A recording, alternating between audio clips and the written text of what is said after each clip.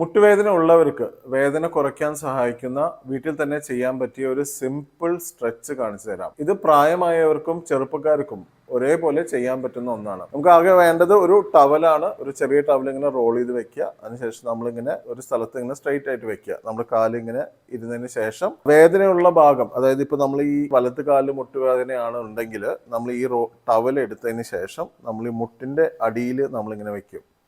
അതിനുശേഷം കൈകൾ രണ്ടും പിടിച്ചിട്ട് നമ്മൾ ഇതിങ്ങനെ ചേർത്ത് വെക്കുക. അപ്പം നമ്മൾ ഇവിടെ നല്ല പോലെ ഒരു സ്ട്രെച്ച് കിട്ടും. ഇത് ചെയ്യേണ്ടത് വളരെ പതുക്കെയാണ്. എന്നിട്ട് നമ്മൾ മെല്ലെ നമ്മൾ അടുത്തേക്ക് വലിക്കുക. ഇത് നമ്മളുടെ വേദന അല്ലെങ്കിൽ നമുക്ക് എത്രയാണോ ഫ്ലെക്സിബിലിറ്റി അതാണ് ഇതിന്റെ ലിമിറ്റ്. ആ ഒരു പൊസിഷനിൽ വന്നതിന് ശേഷം നമ്മൾ അതൊരു ഹോൾഡ് ചെയ്യുക. ഒരു 30 സെക്കൻഡ് മുതൽ ഒരു 2 മിനിറ്റ് വരെ നമ്മൾ ഹോൾഡ് ചെയ്ത് വെച്ചതിന് ശേഷം മെല്ലെ അത് റിലീസ് ചെയ്യാം. ഇനി നിങ്ങളുടെ മുട്ടിന് ഫ്ലെക്സിബിലിറ്റി കുറവാണ്, അതായത് ഇത്രയും അടുത്തേക്ക് കൊണ്ടുവരാൻ പറ്റുന്നില്ല എന്നുണ്ടെങ്കിൽ നമുക്ക് കുറച്ചും കൂടി വലിയ ഒരു ടവൽ യൂസ് ചെയ്തിട്ട് ആദ്യം സ്റ്റാർട്ട് ചെയ്യാം. ഇത് ചെയ്യേണ്ടത് വളരെ സ്ലോ ആയിട്ടാണ് ചെയ്യേണ്ടത്. നമ്മളിങ്ങനെ ഈ പൊസിഷനിൽ എത്തി എവിടെയും നിങ്ങൾക്ക് വേദന തോന്നുകയാണെങ്കിൽ കുറച്ച് പിന്നിലേക്ക് വെച്ചതിന് ശേഷം വീണ്ടും അത് ഹോൾഡ് ചെയ്യുക. ഈ പറഞ്ഞ പോലെ ഒരു 30 സെക്കൻഡ് മുതൽ 2 മിനിറ്റ് ആണ് ഇതിന്റെ സമയം. പെയിൻ കില്ലർ എടുക്കുന്നതിനേക്കാളും ഒരുപാട് എഫക്റ്റീവ് ആണ് ഇത്തരം സിമ്പിൾ മൂവ്മെന്റ്സ് കൊണ്ടുവന്ന് നമ്മളുടെ സർക്കുലേഷൻ ഇംപ്രൂവ് ചെയ്ത് ആ ജോയിന്റിന് ഹീലിംഗ് കൊണ്ടുവരിക എന്നുള്ളത്.